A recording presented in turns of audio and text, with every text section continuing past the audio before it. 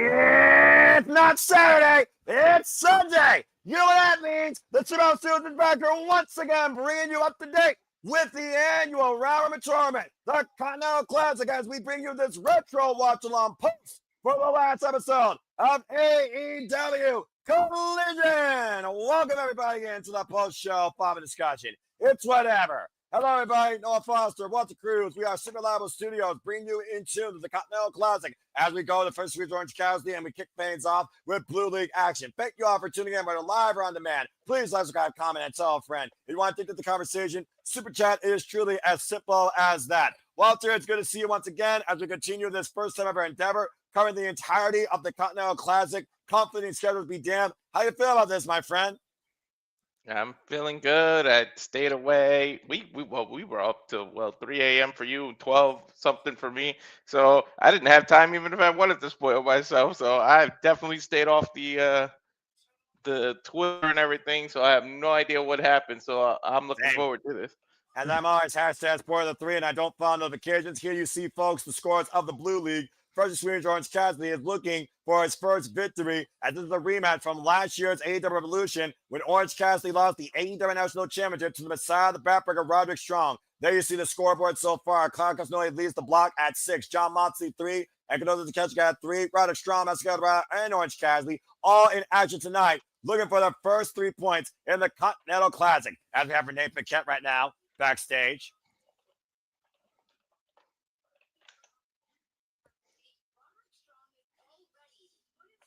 Roderick Strong's already put his focus on Orange Cassidy's back and injuring him and breaking his back.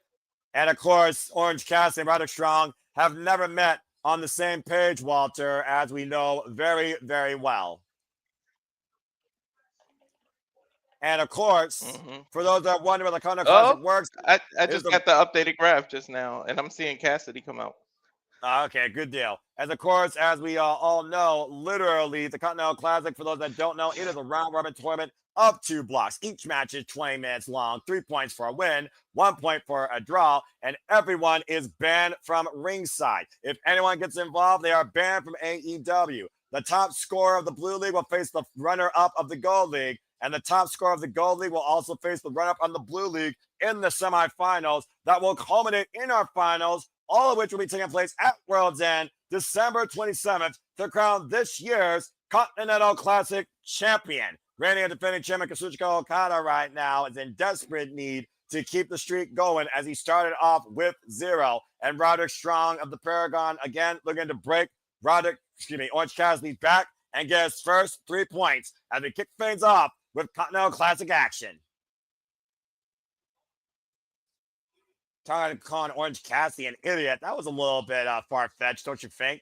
But again, Orange Cassidy, it's always been a whatever mentality. And shout out to my friend Sandy again. Because of what happened last night with shenanigans and other programming means, I'd be damned if I was going to miss this venture in covering the Continental Classic that was far more important for me. And shout out to Hassan HT Gamer. Happy holidays to you as well. Hope that you are doing well, and thank you for tuning in.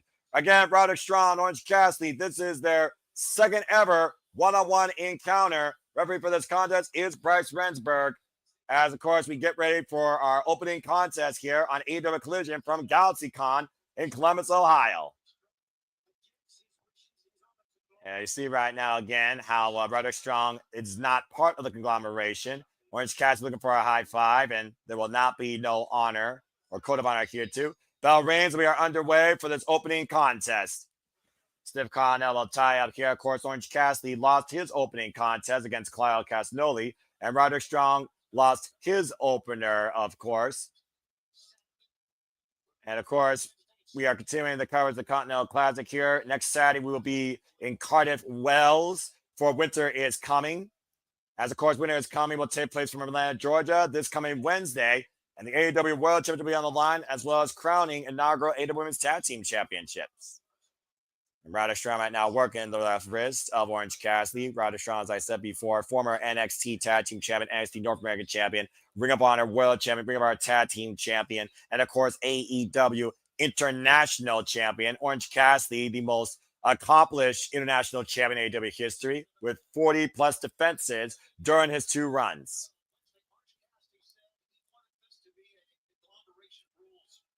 As Orange Cassidy said, he wanted to be a conglomeration rules match, basically meaning whatever goes, but it still stays within the family, as Roderick Strong does not think he's part of this group of oddities. Shout out to those that, of course, talking about AEW Collision on the X and being part of the conversation.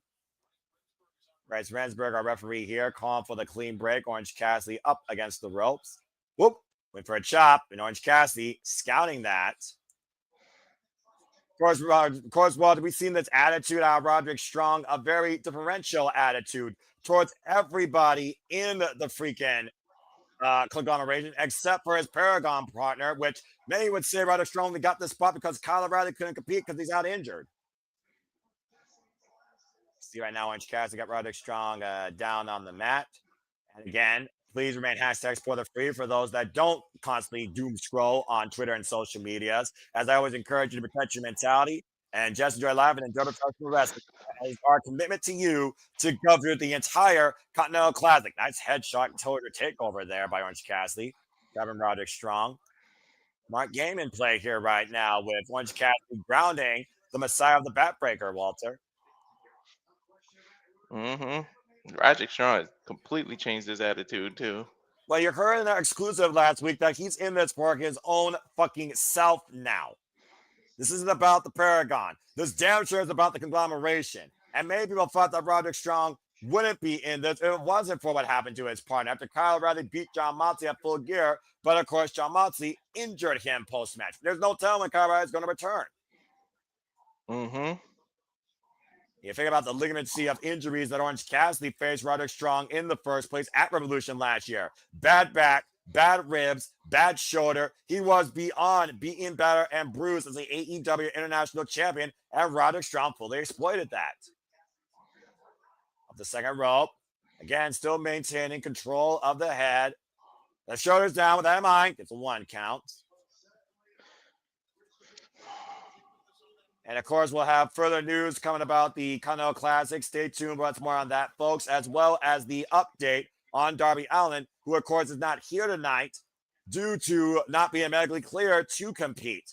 Because he's in his luxury suite at the hospital because his hospital rooms are always reserved. Crucifix by Orange Cassidy gets a 2 count. Will you stop that? and I'll take him again by Orange Cassidy, grounding Roderick Strong. Of course, to come tonight, our main event. John Moxley versus Konosuke Takeshita in the Blue League. As John Moxley right now is with 3 points, tied with Konosuke after coming up that loss against Claudio Castagnoli, who leads the Blue League. And of course, both these men are desperate for a win in their second Continental Classic match. Both coming in here with 0 so far, Walter. Yeah. I will say this, though. Last year's Who Inevitable Champion started with 0 as well, all right? So it's not to rule out anybody if you start with 0 or you start your first 2 matches with 0. Eddie Kingston came back from a 0-2 deficit to win the inaugural Continental Classic. It can be done. Yeah, you can come back. And of course, right now, Orange Cassidy, knife edge shot by Roderick Strong against the barricade. Shout out to the Ohio faithful. Orange Cassidy trying to get the better of Roderick Strong here, though. Another headlock takeover. This has been literally Orange Cassidy's countermeasure for Roderick Strong. Oh, I just got back dropped on the apron. Or excuse me, barricade. And you saw how much Orange Cassidy was trying to prevent that backbreaker from happening. Messiah the backbreaker that could literally pull out a backbreaker out of nowhere with any inanimate object or any person. Now driving his boots in Orange Cassidy's lower lumbar. Oh!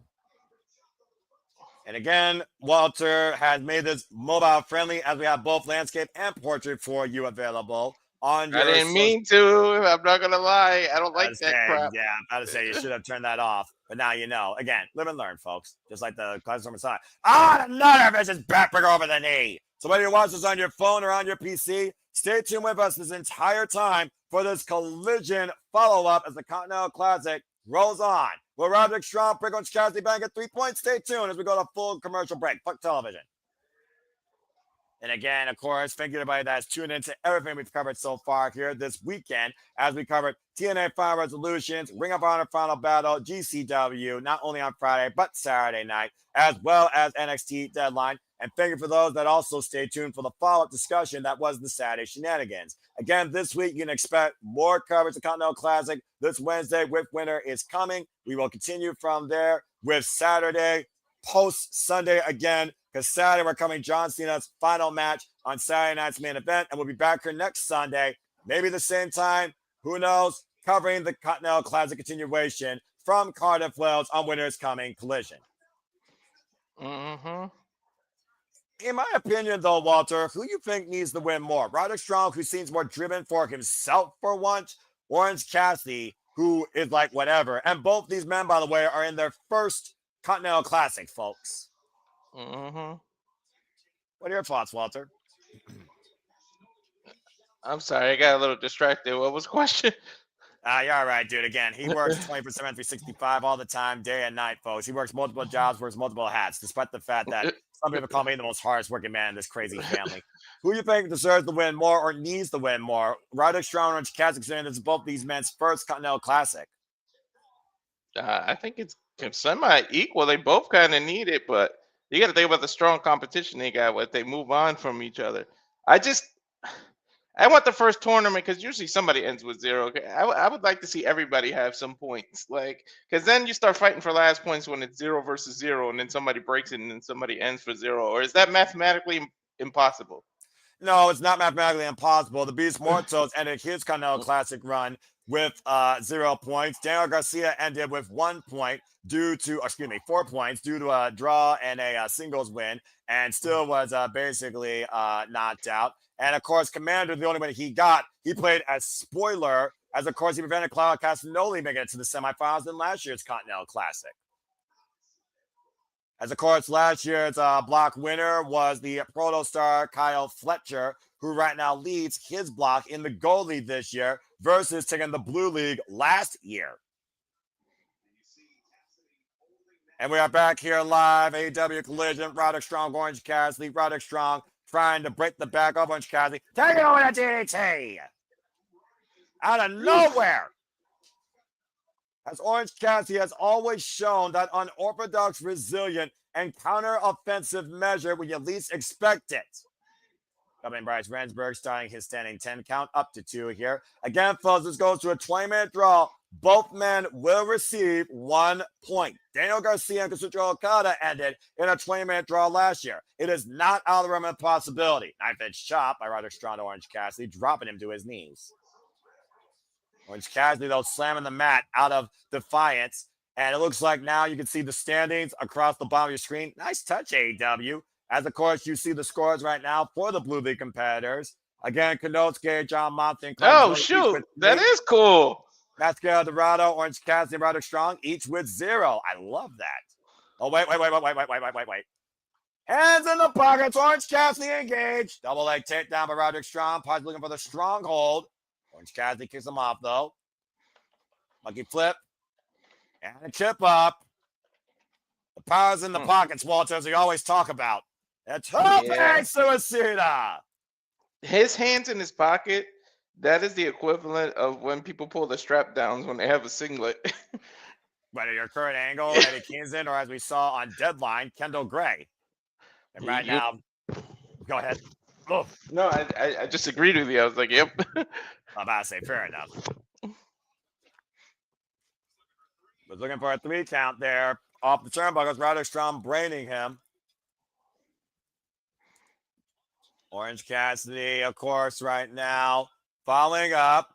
Caught in the crossbody. Oh, and a power slam. Cover. 2. No. As he's out at 2. Great power slam there. Did you see that pinfall kick out there, Walter? Yeah. I can fast forward to Just let me know what you're seeing, man. Go ahead and tell me what you're seeing right now. Who's in the driver's seat? Who you think? Roderick Strong.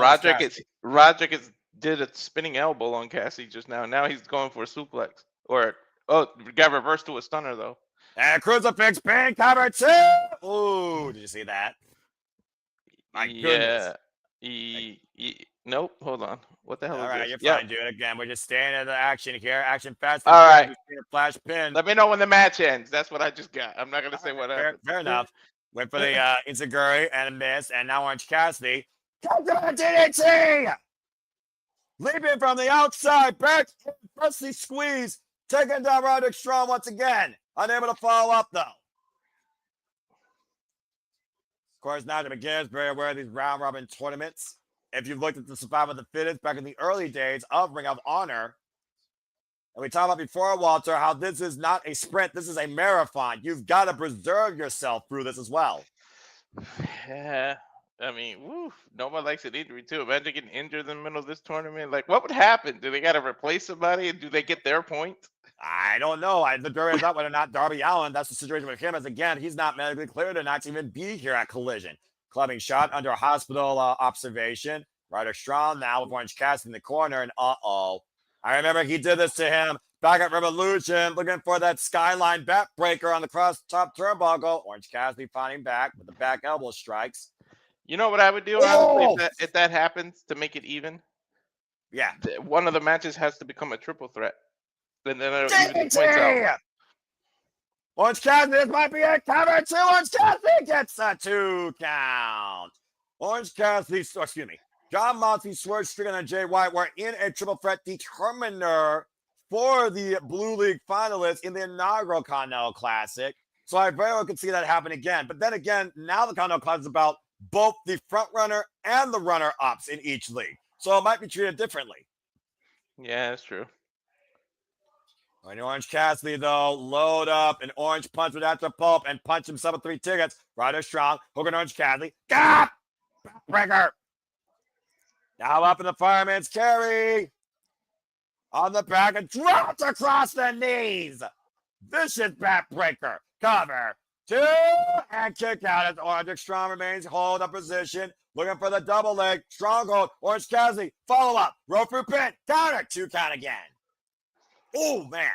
It's a hell of an opening match contest right now. Combination offense by Roderick Strong with these elbows. Hooking up Orange Cassidy. Colors to the mid-air. Staggering the Messiah of the backbreaker. Orange Cassidy back towards the corner. Look for the orange punch. Roderick Strong catching him again. Oh, and Orange Cassidy scouting by the Strong this time. Cross leg pin 2. Orange Cassidy does. Yeah. What the hell was that kind of pin? That was a cross leg tight pin.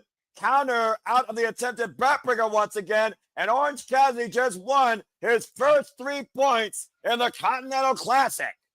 His back is killing him, man. Once you start the stream, it won't let you edit it. I was trying to get out of this stupid vertical thing. Let's take a look at the standings now. As you can see on your screen, if you're with us, folks, Orange Cassidy joins the field of 3 with John Moxley and Konosuke Takeshita, while Roderick Strong remains at 0 after 2 of his 5 round-robin matches. Now in a no-lose situation going forward, I would think, Walter. Mm-hmm. You see it just, despondent Roderick Strong. Still to come tonight, Claudio Castagnoli will take on Mascara Dorada. And, of course, our main event, John Moxley will take on the Alpha, Konosuke Takeshita. Orange Cassidy wins our opening contest tonight. That was the skin of his teeth. I mean, isn't that been the MO of Orange Cassidy's career, if I'm being perfectly honest here? Yep. I mean, I do miss him as the TNT champ, though, man. He really made that title mean something for a while. International champ, I meant. Yeah. So apparently, Tony Schiavone is giving us some news. Darby Allin, unfortunately, will be unable to compete going forward in the Continental Classic. He has been replaced by Jungle Boy Jack Perry. Jesus, ask and you get an answer, huh? I just asked what's going to happen. Well, I mean, you got to feel for Darby Allin here, but this is a huge opportunity now for Jack Perry. But Darby had no points. If he had points, would Jack Perry get his points? Well, he's literally taking his run, so I would say yes. But he has no points. Didn't he lose? He lost the opener. He did to Kevin Knight. Let's go hear from Darby Allin real quick. Top of the hospital? I don't give a fuck. Jesus. Is he on top of the hospital's roof? Probably. I was ready to come out for the first time in my career. I was scared. Was rushed to the hospital.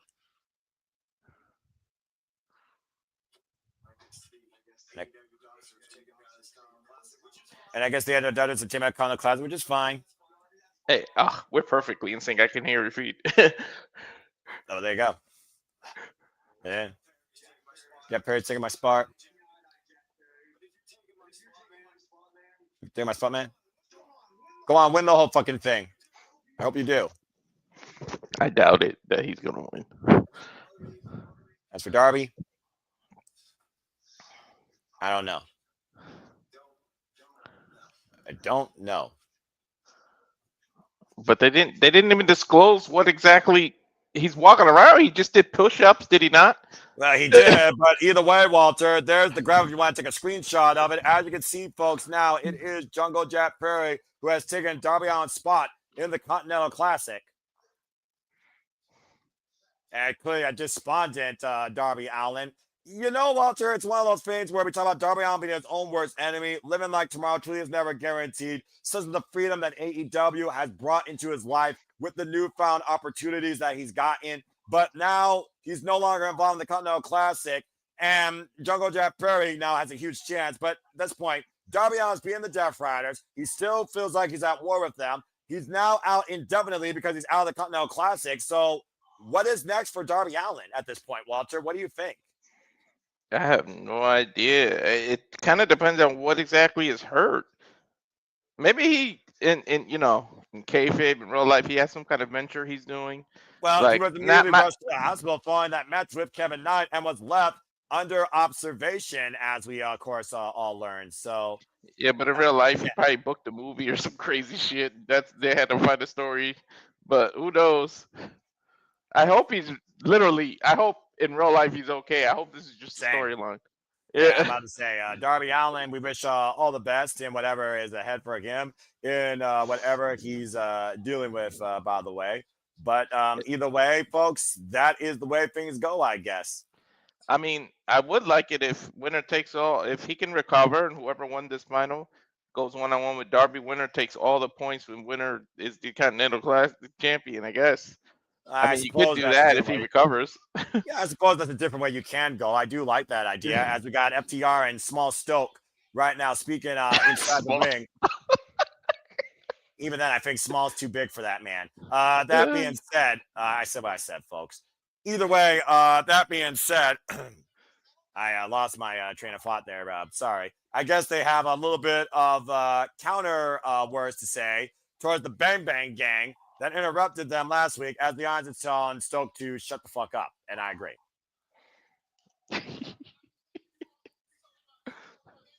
I'm glad you all appreciate me so much. Thank you. No one appreciate you. No ho appreciate you. Nobody in the building appreciate you, boy.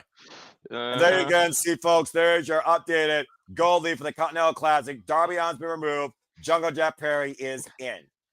You know what Stokely looks like? What does he look like? Shane Taylor before you hit puberty. Damn. All right, Walter. That was a little bit below the belt, I think. Well, it looks like FTR is calling out the Bang Bang Gang right here, right now, for a bit of a confrontation. Are we actually going to get this? Well, I mean, again, you heard what the Bang Bang Gang says, and to Juice Robinson and Austin Gunn's credit, they were the last team to beat FTR before they regained the AEW Tag Team Championships. Meanwhile, guns up! I'm telling you, I think this is going to lead to Copeland and Christian's return.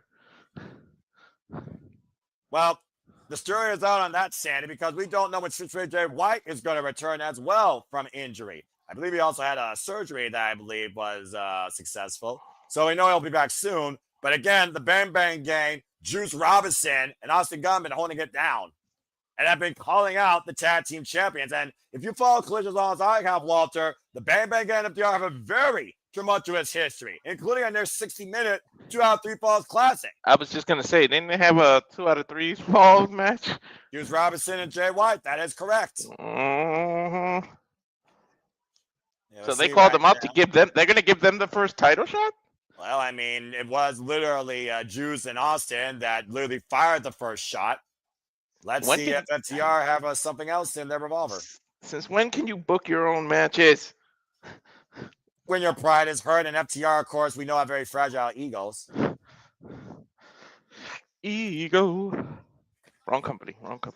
Yeah, non-copyright too. All right, we'll say this to their faces. We got FTR promo segment, folks.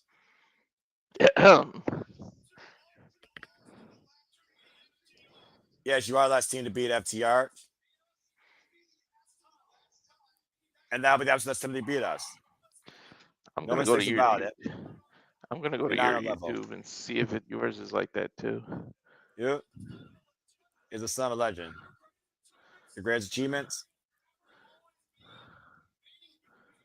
are gonna be Billy's boy. And being Mr. Tony Storm. Damn. That was a little bit of a low blow. And now Dax with the mic. And Dax trying to make it about himself. Talking about being so excited to be in the ring with the greatest tag team on this planet. The jury is out, though, you know. But they definitely are the best tag team going this generation, I think, in wrestling. The thing is, the only time either of you or other relevant here in AEW is when you stand across the ring from us. That might be true, honestly. The problem with that. Yeah. I'm about to say, you want to answer that real quick? Yeah, I'm freezing right now. My office is cold. Nobody else comes close to FTR. We have no equal. We have no rival. I'll admit. You know what? You can't really argue that. No, I mean, they're one of the greatest tag teams since the Dudleys. I mean, yeah, honestly. And they've done all over the place, not just in one company. Now 3-time AEW Tag Team Champions. And what, 11-time overall? That's correct. So right now, I'm going to give you the opportunity to touch my legacy. I double dare you to touch my belt. Are they going to add this to Winter is Coming? I mean, seems justified in my opinion, considering Collision has been the Bang Bang Gang's mainstay. At another moment, I am the son of a Hall of Famer. Yes, you are, Austin Gunn, Billy Gunn. Nothing wrong with that. You can't pick your parents. Juice is, of course, the husband of Tony Storm. His first cut. Ah! Damn! Now that we have the furniture out of the way, let's talk about something they've been boarding. He's putting those AEW tag team titles on the line. Hey, you might be on something, Walter. Mm-hmm. Remember the last time we fought on this ring? Who won? Oh, that's right. Guns up. It was them. We've done this song and dance before. But somehow these people are now getting behind us. That's true. Last time they were heels. Mm-hmm. And it's weird how the world works. And it's weird that, you know what? I respect for them not avoiding the elephant in the room. You know what I mean? You're right. And why you have that fair job of touching your belt? Okay. Reach inside your pocket. Grab a pen, touch the paper, and make this match official. I thought he was going somewhere completely different with that. Glad he didn't. And of course, a few weeks ago, the Bang Bang Gang won $200,000, and that is correct. Don't put that money on the line, dude.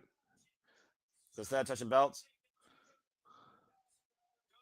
with $200,000, go to shopaw.com and buy hundreds of 100 belts.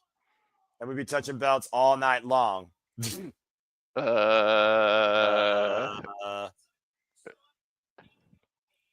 But I got the belt that holds my pants up, so I don't need any more. We know titles are championships, not belts. It's those titles. And we came out here to touch those titles. We came out here to tell you that the next time we challenge those titles, it's going to Ray. And when you hand them to us, and we beat your ass.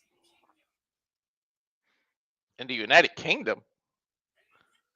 If you're not down with that, we got 2 words for you.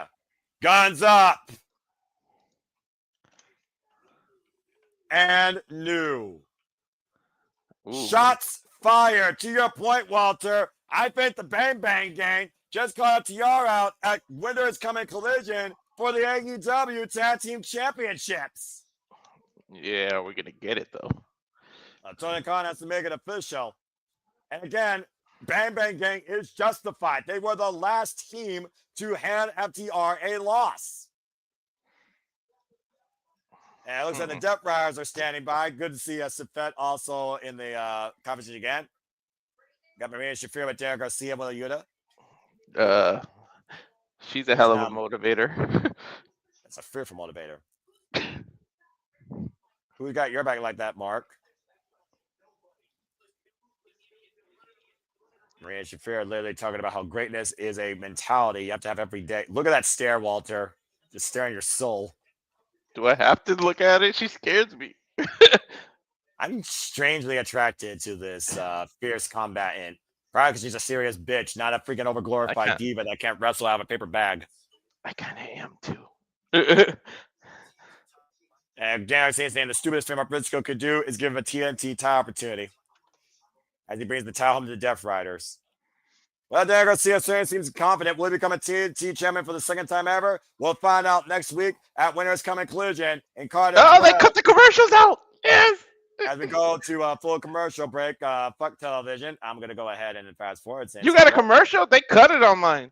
So I think you are in a different thing with HBO Max because mine doesn't cut out commercials, or maybe they just don't do that here in the freaking East Coast again, California. I guess the advantage. Why am I not fucking surprised? But I got an expensive plan. That's why.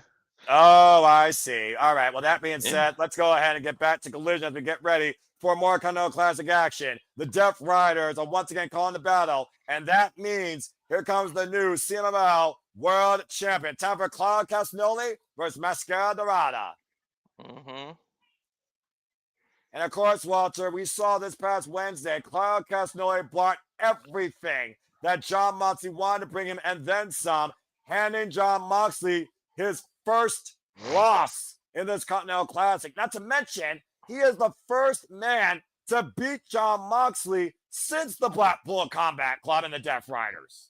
Yep, and I'm still not used to him with a CMLL title. I forgot he has that.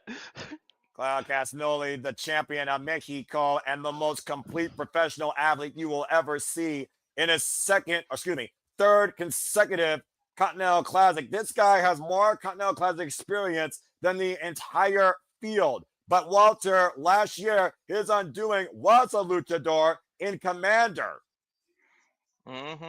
Claudio should be, no offense to Okada and everything, Claudio should be international champion. Who's more international than this man? He literally speaks 11 languages. The man is world renowned, goes all over the world. He defines international. And about to say, if there's anyone more international than Claudio Castagnoli, I would love to know who that is. And I would argue, Walter, this is the best and the most dangerous Claudio Castagnoli has ever looked in his career.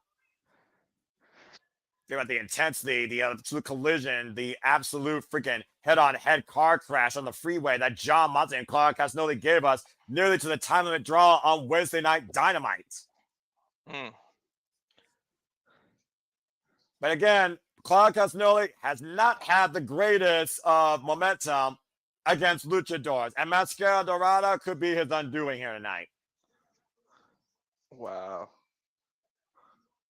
And of course, Mascara Dorada is also a CMLL World Trios champion and a former historic welterweight champion. In his first ever Continental Classic, of course, Walter, you've been impressed by this man since he broke out in AEW and went all out against Konosuke Takeshita and Kazuchika Okada. We've also seen this man go one-on-one with Bandito for being of our world championship. Yeah, but I'm sorry. I'm impressed by him, and surprises happen, but honestly, I think Mascara is kind of outmatched tonight, man. We've seen wild cards and shockers and upsets already so far in the Continental Classic, Walter. You might be literally biting your words here momentarily. Again, folks, Blue League action, 20-minute time limit, every sponsorship for this contest. 3 points for a win, bell rings are underway, 1 point for a draw, 0 for the loss. You know what else is going to be a shocker, to be honest? What? You knew who was in this tournament when you got announced, right? So you can prepare for anybody. Nobody's going to be prepared for Jack Perry. He came in out of nowhere. That's going to work to his advantage. That's a good point, actually, because the surprise factor might come into play due to nobody being able to scout this person because he wasn't involved in this tournament. So that really changes the goalie dynamic. And Mascara Mm-hmm. right now looking to work the wrist of Claudio. And I feel like here, if Mascara Dorada landing on his feet, though, and takes over Claudio with the tiaras. If Dorada is going to get the better of Claudio Castagnoli, he has to keep his poise and he has to keep Claudio guessing. Mm-hmm. Feels like every time that Mascara Dorada is flipped, he lands on his feet like a cat. Right? Better than flipping over and acting dead. Oh, what? God. I didn't say that out loud. That shot might literally render him dead for a heartbeat. Of course, Claudio Castagnoli telling the tape, definitely the stronger of these two men inside the ring. And again, folks, the Continental Classic continues through with winter is coming this week from Atlanta, Georgia on Wednesday as they go across the pond to the United Kingdom, Cardiff, Wales. Winter is coming, Collision. We will be covering both those shows. We continue covering the entirety of the Continental Classic. And of course, we'll be back here. Go ahead, Walter. When you say Claudio is the stronger of the two, that's like 98% of the roster that he's in there with. Maybe Bobby Lashley and Shelton Benjamin would be the only ones you won't say that with. Yeah, that's probably a fair point. You're not wrong. And of course, next week we'll have a Holiday Bash that will serve a smash when we cover Holiday Bash, Dynamite, and Collision as the Continental Classic continues for the holiday season. Oh God, that chop. I'm about to say. Was that even a chop? That wasn't even a chop. That was just a straight smack to the chest, tap, open hand. You talk about the caliber of athletes in the Continental Classic, Walter. Think about this. CMLL World Champion, IWGP World Heavyweight Champion. We have multiple champions wrestling in and out of the Continental Classic right now for multiple companies. Yep, CMLL. AEW, IWGP, NJPW, excuse me. And right now, Claudio Castagnoli, Mascara Dorada, cartwheel, handstand, backflip. Claudio scouting it though. Blocks the shot. Get to the outside hamstring, kick to the opposite leg. Open palm strike, wearing out the chest of Claudio Castagnoli, the emissary of violence. He has to go where he's most comfortable, Walter, going to the ropes. You know it. Gonna bounce and whoa! Arm drag. Well, I don't know. Hand drag, I guess, because he wasn't under the arm. He just held him with the hand. Mascara Dorada might be looking to fly. Confident uppercut. Best European uppercut in the business, bar none. Don't at me on that. Man, Claudio Castagnoli just decked that boy. That is not someone you want to piss off. And about to say, Claudio Castagnoli with the overhead military to Mascara Dorada. Oh boy. Oh! Dropped throat first across the barricade. That man is in shape. We saw what Claudio did after he beat John Moxley, right? He didn't celebrate. He didn't talk about it. He immediately went back to work as John Moxley, Maria Shafir, and Claudio were doing push-ups, saying that we lose today. We got to try and outlast time. You got to keep going for tomorrow. You got to keep going for the next day, and the next day, and the next day. As Claudio Castagnoli looks to keep moving forward in the Continental Classic, we got a commercial break. Fuck television, but I'm going to fast forward because I can, and then I'll let you know what happens here shortly. Yeah, mine skipped the commercial again. He dropped them. He dropped them on the railing, and then it just skipped to him being in the ring. That's funny. As of course, we are back here in the Continental Classic in the Blue League as Claudio Castagnoli takes on Mascara Dorada one-on-one for the first time ever. Ooh, open hand smack by Mascara. And Mascara Dorada right now. You see Claudio going after the mask here and a modified cravat as well. Let me know when he's swinging. I'm about to say Stephon Smith right now. I'll let you know, bruv. Again, why would Claudio do this? Why would he take the mask off the competitor? Knowing what that could lead to. Ooh, open palm strike. Who doesn't do that when they fight a luchador, though? I'm so sick of that. I'm supposed that streaming luchadors do it. Uh-oh, double 10, we're going to swinging. Oh, gosh. Tell me when he released him. He literally just released him like it was nothing. Cool. Not giving the people what they want. Fist in the air now. Is he going to do that running European uppercut now? We saw what happened when he took John Moxley's head off, sudden death impact, and won. running uppercut in the corner. I'm just saying, that finger's lethal, Walter.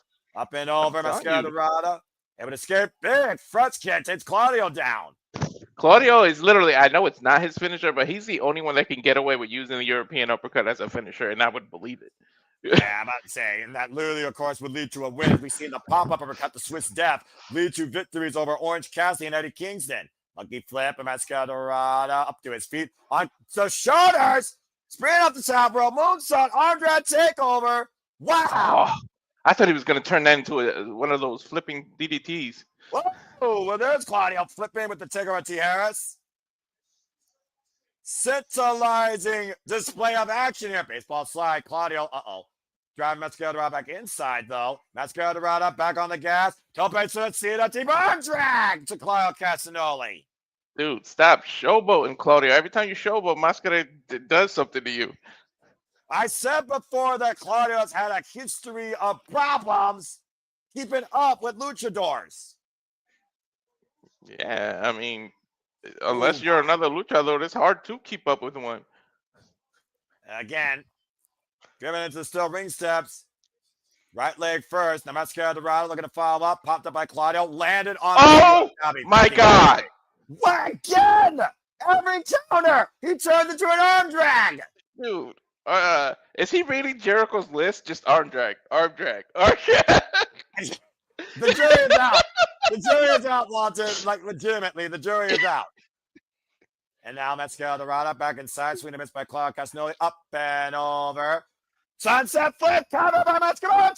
Oh! I'm surprised Claudio didn't grab the ropes. They were, like, right there. I mean, I don't know if Claudio Castagnoli can even look straight right now with the disorientation he's been facing. And there again, you see the standings scrolling across the bottom, folks, for the Blue League. Claudio Castagnoli, the block leader. Mascara Dorada up to the top rope. High crossbody caught by Claudio. And tilt-a-whirl backbreaker. Cover, hook the far leg kick at 2. Only Dorada and Roderick Strong right now are at 0, Walter. And of course, the Gold League, the Pro Star Kyle Fletcher leads kids block over Kevin Aksuchika Okada and Pac, who are all at 3. Oh! Snapmare with the running uppercut cover 2 by Claudio. Gets a 2 count. And of course, I like that they're doing that now. I love that. Again, big fight feel, real sports competition here right now. Hey, they stole my idea. Remember last year I was the one doing that while we were doing that? I put it so it scrolls across the bottom. They stole my idea. Oh! They're quote Tony Khan on that. Base Tony Khan, nice press kick. That's good. Watch out! A lariat. All right, back press with the near leg and 2 count as Mascara gets the right shoulder up. Somebody in the graphic department watches it. I'll say, we literally cover every AEW special on pay-per-view, so the jury is out. I mean, if I was offered a contract, I wouldn't freaking turn it down. Yeah, me neither. Shit. And Claudio Castagnoli and Mascara Dorada right now staggering up to the corner. You see Claudio with the left and right barrage of uppercuts trying to wear down the high-flying luchador. Stephon Smith calling for the clean break. Again, folks, there are no seconds allowed at ringside. They will be banned from AEW, and anybody gets involved, basically terminated. And then hook the head, and the strength of Claudio up in the fireman's carry position. This is not going to end well. Oh, wait.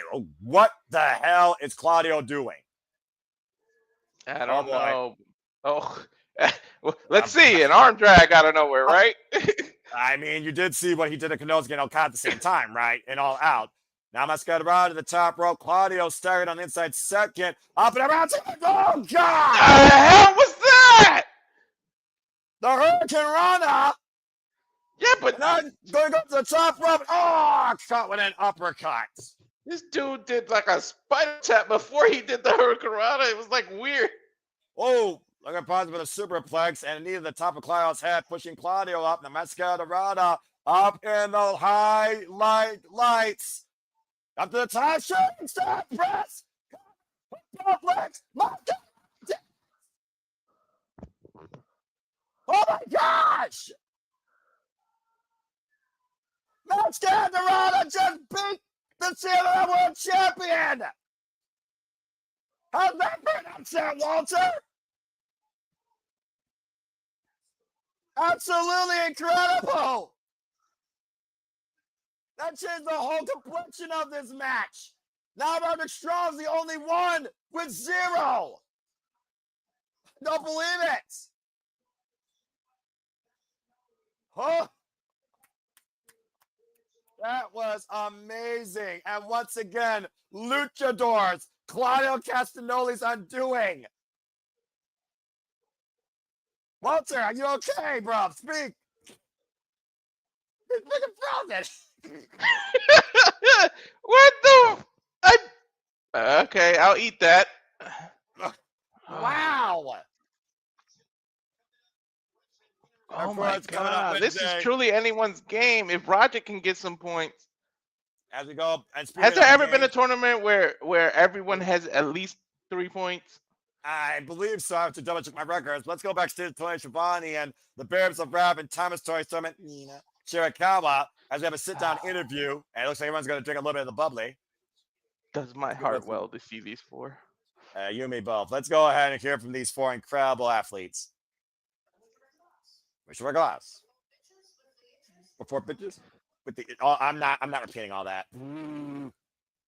Bitches with issues and there's a difference.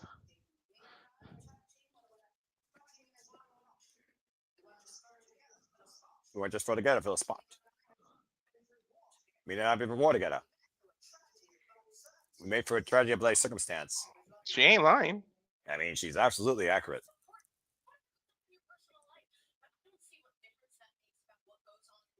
I support what goes on that, but I don't think that makes a difference what goes on the ring.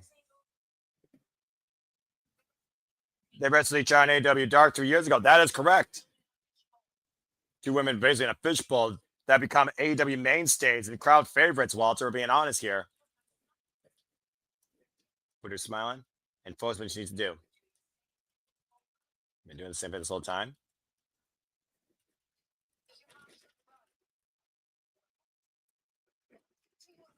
Let me get it in black and white. Of course she would do it in black and white. I've beaten you and I've beaten you. Go to the amazing accomplishments both these incredible athletes have had. Talking about Lena and Tony. These are 4 beautiful women. Damn, AEW. Capable women. With both of you, then so be it. And what we're comparing, I've also mentioned that my first 93 years in the business have been far more successful than the both of you. Ooh. Things are starting to get a little escalated here. Oh, Nina. These is why we are here. Let's get to a fight to remember. I can't into that. I gotta be honest, Noah. Tony can't go wrong here. Tony Khan. There's no wrong answer with this one. I'll cheers to that, Walter. And we got another commercial break, and we'll fast forward here after I get Walter's brain fixed. Fuck television. Walter, first off, are you okay, bro? And what do you think about that result as we return to full color? Anything can happen. When 2 men are in the ring, everybody's got a 50-50 chance, right? And all it takes is 3 seconds. We said it countless and countless times before. You cannot underestimate what a competitor can do inside that ring if given an opportunity and a moment. And again, as we talked about before, folks, this Wednesday winner is coming. We will crown the inaugural AEW Women's Tag Team Champions. Babes of Wrath, Tony Storm, Mina Shirakawa. One of these 2 bodacious pairs of babes will hold the cornerstones of the AEW Women's Division for the first time ever. The AEW Women's Tag Team Championship. Good luck to you all 4. Swerve is a coming. Whose house? Swerve's house. Oh boy. Let's go ahead and hear from the most dangerous man in AEW as Tony Schiavone brings Swerve back home to Columbus, Ohio. As the house burns on the Titantron. That is a nice touch, by the way, because good Lord, you know how much that connects Swerve and Hangman. I like the whole new entrance now. Whose house? The theme changed a little bit. A shout out to the Wu-Tang Clan, by the way, that also helped Swerve Strickland write this music. Of course, Swerve is a mogul in and out of wrestling, Walter. He's a mogul of the music business. Well, you know Method Man loves wrestling. You know that, right? Of course I do. See, look, the dance is a little different too. Look. Yeah, he's calling. He's calling both sides here. Or is he trying to call the audience? He's doing a Whose new house is it? dance. I don't know what this is, but I can actually dig it. Yeah, a subtle change up here. And of course, you talk about Swerve Strickland. It looked like he ate the previous Swerve Strickland after Swerve returned at Full Gear, looking at two ghosts of his past. There you see, by the way, folks, available on Spotify and Apple Music. Swerve Strickland's new theme will be available Wednesday if you wanted to download this banger of a track. Of course, Swerve Strickland claims to be the most dangerous man in AEW, literally created a dynasty off the blood and body of him and Adam Page and the broken carcass of Samoa Joe last year. And he don't even have the chain with him. Well, I'm about to say, Swerve is all business here, but it's not like Swerve needs a weapon to be a walking weapon, Walter, as you and I both know very well.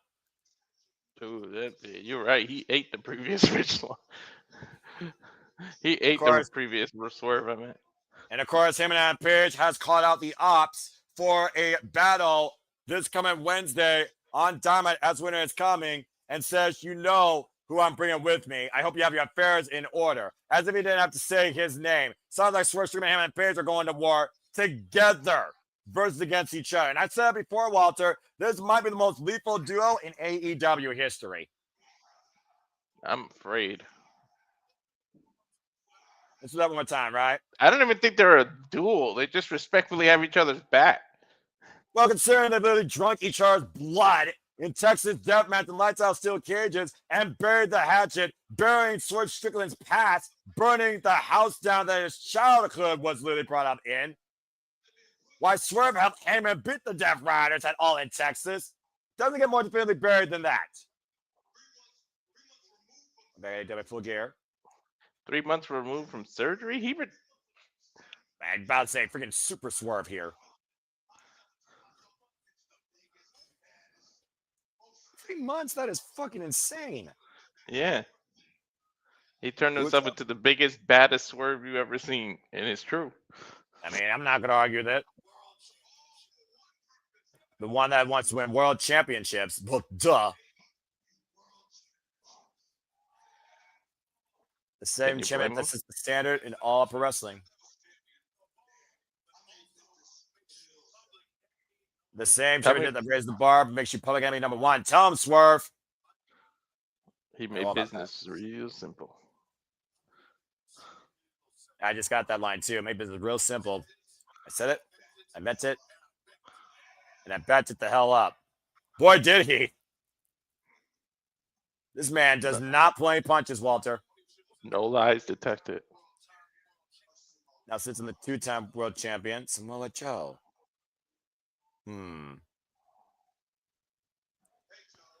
Hey, Joe. Hey, Joe. You remember me? What's up? Because seems every time I get required, you're running from me. That's right.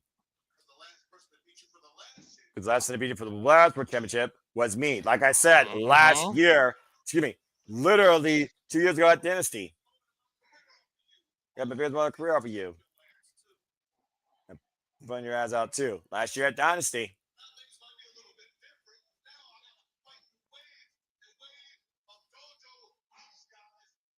I have to fight waves and waves of dojo ops guys.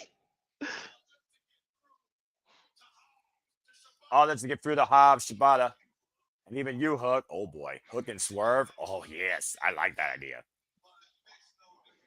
It makes a difference to me.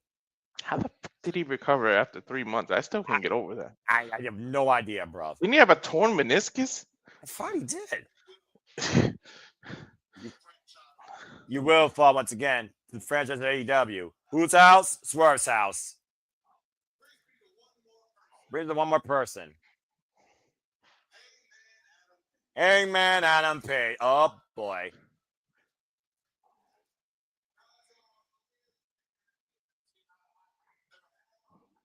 We never will see eye to eye. In AEW. There's never been a greater rivalry than him and Adam Page and Swerve Strickland. I would agree about that. Jesus.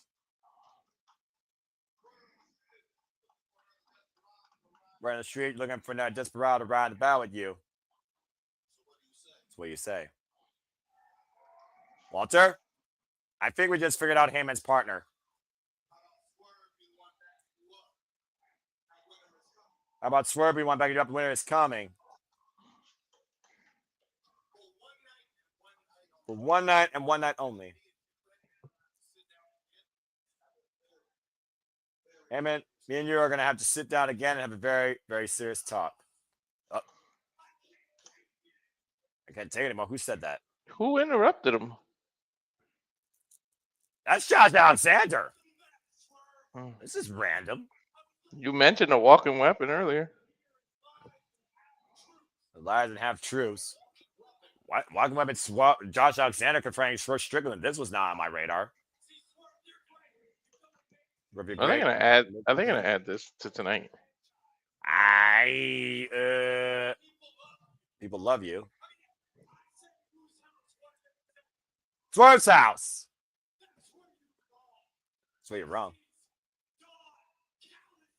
This is Don Callis' house now. Oh, give me a break. I mean, he does represent the Don Callis family. Let's not forget, Walter, it was Okada that injured Swerve Strickland. They put a choke on him and not loosening that grip anytime soon. Again, fuck Don Callis. I agree. Wholeheartedly. So disappoint you all. But the great Don Callis is not here. He would not be caught in Ohio. Ohio would not welcome him. Ohio would bury him.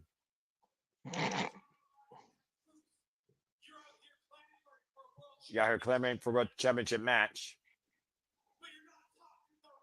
But you're not talking about revenge. Who put you out with that knee? Who made you go get surgery? Who provided for the rehab? It was Don Callis' family Okada. That he's right, though. Yeah, like I said, forbidden door. Says the Don Callis family does own this house now. No. But the other thing I take, as he confronts a fan, that's random. So there, fan takes search too. In fact, you figured what's into after a couple months and just get a title shot. Yeah.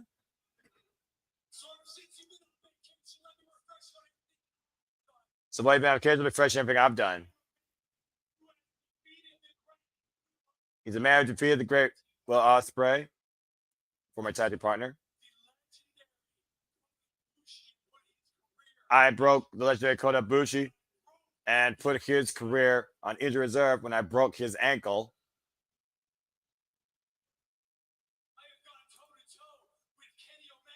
I've gone toe-to-toe with Kenny Omega.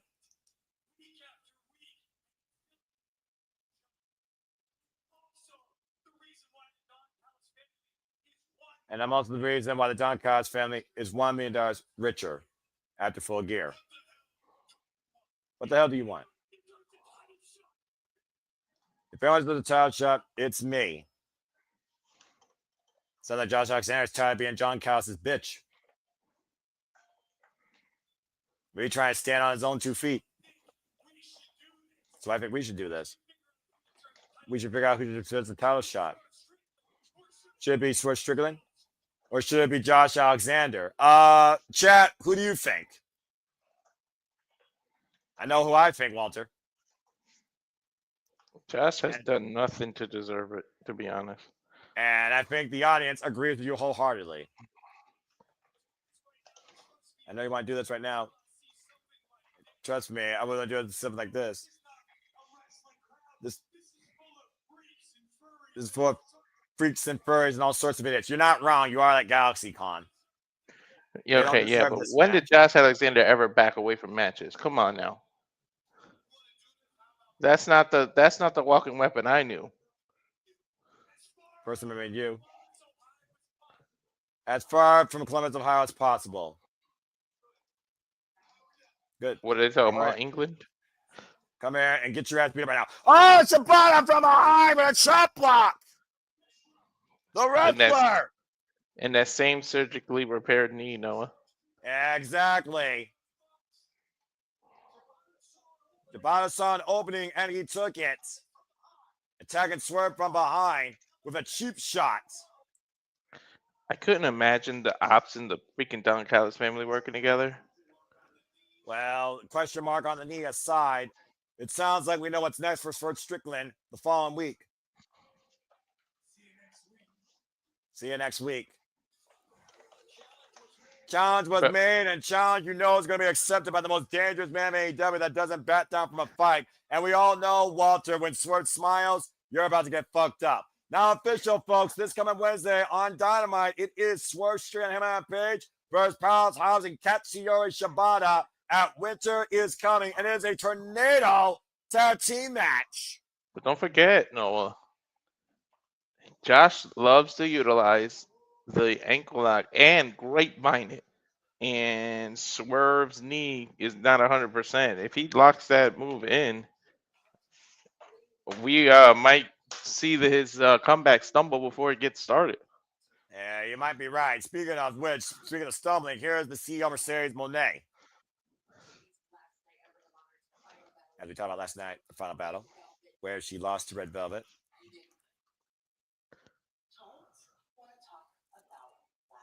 Doesn't want to talk about last night. Yeah, I wonder why. Tonight's Collision.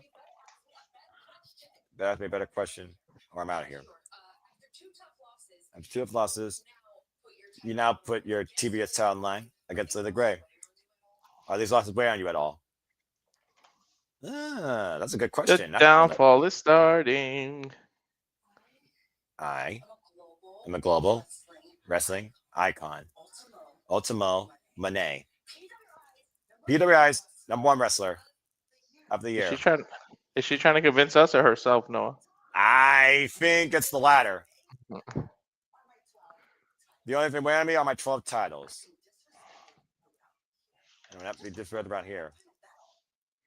Just like last week at Final Battle, Leila got a lucky win against Zeta Steel. So Leila, I'm going to show you. Next, there's a price to pay that you mess with Mercedes Moné. Again, like Walter so eloquently said, the downfall is coming. Well, thank you very much, Lexi Nair, for that interview. Again, folks, as I alluded to, this coming Wednesday on Dynamite, we are coming. Winter is coming. It will be Swerve with him and Page versus Powerhouse and Katsuyori. And Walter has made official. Following that, no matter what, right now it's Swerve with Josh Alexander at Winter is Coming Collision from Cardiff, Wales, the United Kingdom. As it is now time for our TBS Championship match. Oh, and there's the Fett with the classic trend that you started. But to your point, wow, look at that freaking $sign decked in gold. That's quite a sight to behold. Guess Mercedes Moné couldn't get the Chippendale guys to Columbus, Ohio either for GalaxyCon. To be fair, GalaxyCon is a cosplay convention of freaks, furries, and anime fans. He's not wrong, and that definitely is not my element. That being said, my element is professional wrestling, and whether you like the character or not, bell to bell, Walter, we see Mercedes Moné now eat 2 of the biggest losses of her career in AEW, including the shocker last night against Red Velvet, who stirred up a furious recipe for success, surprising the world, beating Mercedes Moné and regaining the Ring of Honor Women's World Television Championship. Countering the statement maker with a follow-up roll-up. And there you see the despondent Mercedes Moné, but she is still the longest reigning TBS champion in AEW history. As this baddie is looking to be real bad tonight and become the new face of TBS. Scott fights Leila Gray. And former multiple-time Ohio Valley Wrestling champion, of course. And Leila Gray, who, of course, showed that she's the real deal after getting a win over Zeta Steel, and has also been racking up wins lately on Collision, including against Trish Adora, who she had a very stern fallout with last night at Final Battle. And again, Zeta Steel, great stuff in her debut. And of course, that new finishing move, Crystal by Christopher Daniels to Leila Gray, could that be the undoing of the CEO's richest prize in her portfolio? Again, folks, TBS Championship on the line. There is a 20-minute time limit. Referee Brandon Martinez holds up the gold for this contest. Oh, and all right, well, here we go. I mean, heck, fuck, coming number 3. Hey, Walter, I think you got the answer to your question. Charlie Sheen, anger management on full display. Mercedes Moné is pissed. Trying to drown out her last 2 losses of the AEW Women's World Championship and her Ring of Honor Women's World Television Championship. Of course, champion's advantage. Title connection sent via pinfall submission inside the ring. Oh! And Christopher Daniels eats the Meteora. The hell? And now Leila Gray trying to take advantage of what happens. Then Mercedes Moné back inside the ring. This might be a good weekend to have the last name Gray, huh, Noah? Considering Kendall Gray shot the world with less than 80 matches in her young wrestling career out of the NIL program, winning the Iron Survivor Challenge, and will challenge Jessie Jane for the NXT Women's Championship at New Year's Eve, which we'll be covering. You very much right. Cover up the far leg and a 2 count by Leila Gray. Oh, nice swinging net breaker there. Moné down. Here's the cover. A 2 count again. Oh, I see how it did it now. My son's telling me when you look at us live, you can pick which one you want. You can either pick the vertical or the horizontal. It makes 2 different streams. Exactly. Oh, okay. Back elbow strike, but you gotta do that underneath each individual channel you're publishing before you hit that submit button as well. Individual editing. Stupid. I don't want that. Well, it is what it is with StreamYard. Oh man, nice rising knee strike in the corner by this baddie. Now looking for the running bulldog. Mercedes Moné able to counter it though. Now off the ropes.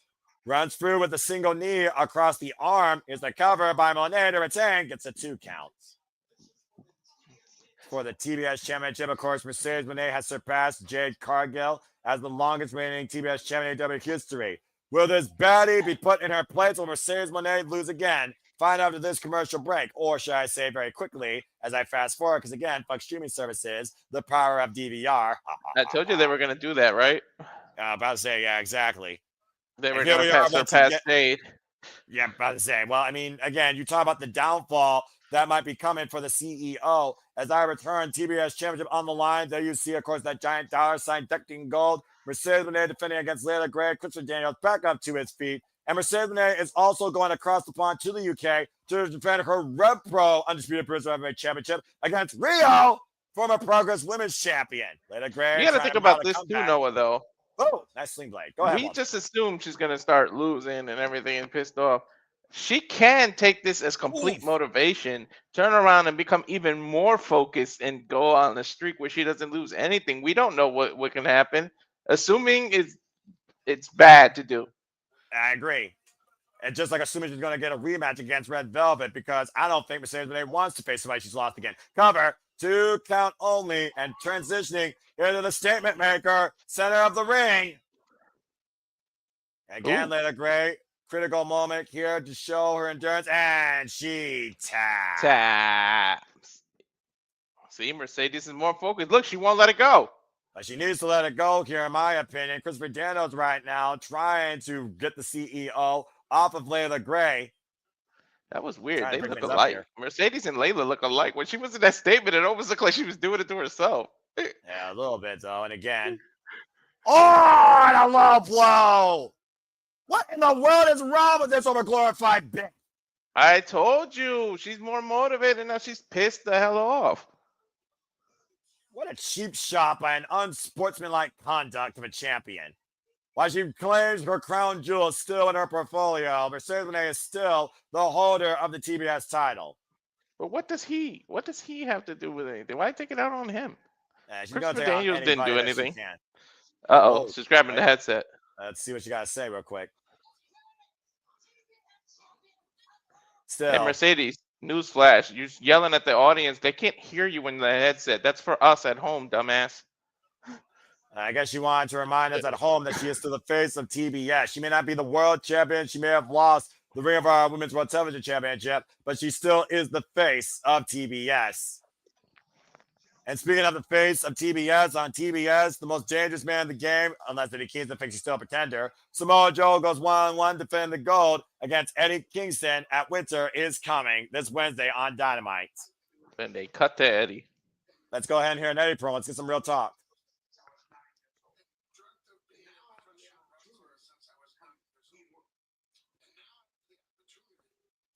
Damn, since he was 9 years old?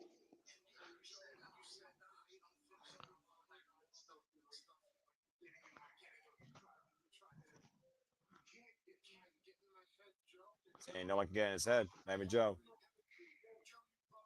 You might that very day. He ain't lying. I care about the sport. I care. I professional wrestling. My man. I care too much for AEW. Wow, he actually admitted.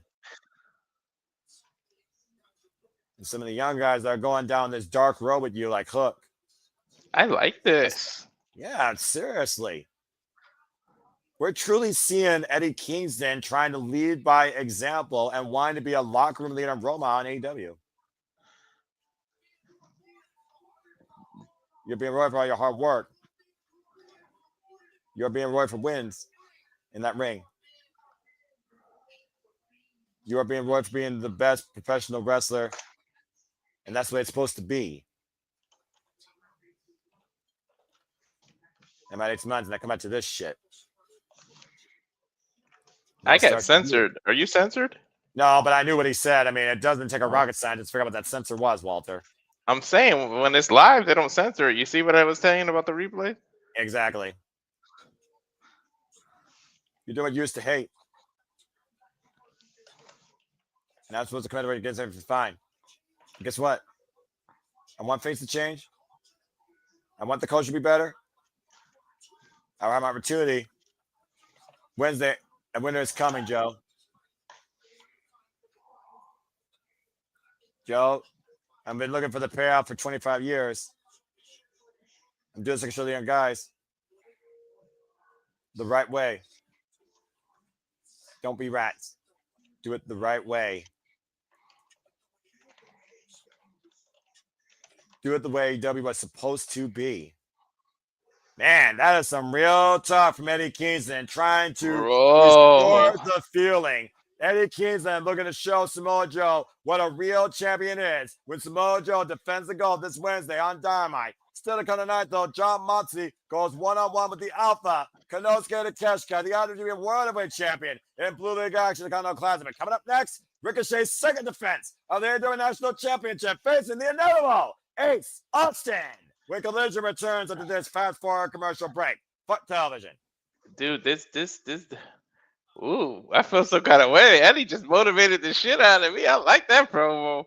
I'm about to say, that was one of the most passionate promos Eddie Kingston's delivered in a long damn fucking time. Real talk. Mm-hmm.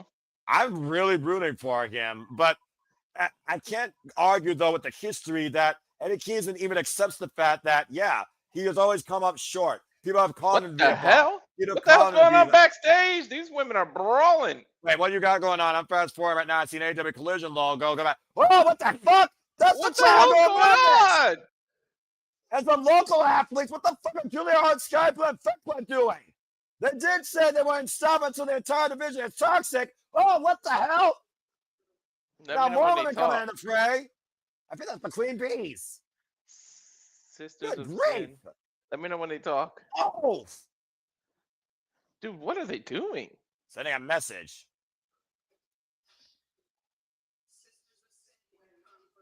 Sisters of Sin come for the win. CN Cardiff, bitches. What the fuck was that about? That was a message ahead of the tag team match I told you beginning next week on Collision. Sisters of Sin versus Chris Statlander and Jamie Hayter. Man, all those poor women just decimated outside there. Good grief. Message sent, message received. Again, folks, stay tuned. We'll be covering this. It will be Jamie Hayter and the AEW Women's World Champion Chris Statlander looking to beat a couple of spooky bitches, the Sisters of Sin, Sky Blue, and Julia Hart. Sending a message to Fekla. This all stems up what happened last week following Fekla versus Ty Mello. Remember, it was Chris Statlander and Jamie Hayter that came down to neutralize Triangle Madness. And Jamie Hayter's been fighting with Triangle Madness since Fekla attacked her after Double or Nothing, Walter. So things have really picked up here lately, it seems. Are they bitter because they couldn't win the tournament? I mean, the jury is out at the end of the day. Fekla says she will not stop until the entire AEW Women's Division is toxic, injecting her own madness thanks to Sky Blue and freaking Julia Hart, who, of course, lost out on the AEW Women's Tag Team Championship. Speaking of losing out, we saw in his Ring of Honor debut, Ricochet beat Dalton Castle to hold on still to the AEW national title. History made last night, as Tony Khan says, though, you're going to defend this title in New Japan, CMLL, AEW, and ROH, and you being an incredible athlete, maybe you can defend it here on Collision night. And so we have another match being official as the number Ace Austin takes on Ricochet for this title. And of course, Ace Austin got a win last night in the kids' Ring of Honor match on the 0 hour against Lee Johnson. As you Ricochet see right here, coming off the defense last night. About Friday night, excuse me. Botched, tired. Friday. Yeah. Sorry. I forgot today's Sunday because we're thrown off. Well, when you got 3 shows going on at once and you had deadlines taking place at Collision, I'm still a little PO'd about that. It is what it is. But again, congrats to the Iron Survivor winners, Javon Evans and Kendall Gray, the only 2 matches that matter. In hindsight, I would have canceled TNA and then Collision. My God, that was horrible. I sort of wish that it was on Friday night, but it is what it is. That being said, it's Sunday. We're once again recalling Saturday night, and this is for the AEW National Championship. This should be a great match. The reigns are underway. And both of these men have the in-ring ability, the agility, and the moxie, if I'm being perfectly honest here, Walter. Mm-hmm. A standing switch right now. The side headlock takedown there. Cover.